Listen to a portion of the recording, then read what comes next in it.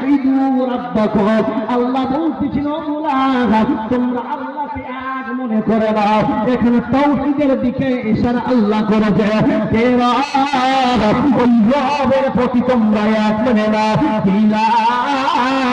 যিনি তোমাকে এবং তোমার পূর্বে লোকদের সৃষ্টি করেছে।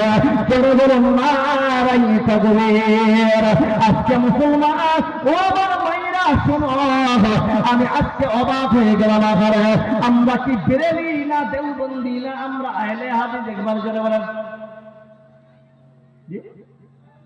কে কে আহলে হাদিস? কেউ নাই। আমরা বেদাত মুক্ত না বেদাত যুক্ত? বেদাত मुक्त ना बेदात युक्त? आप लोग बंगाली समझते हैं?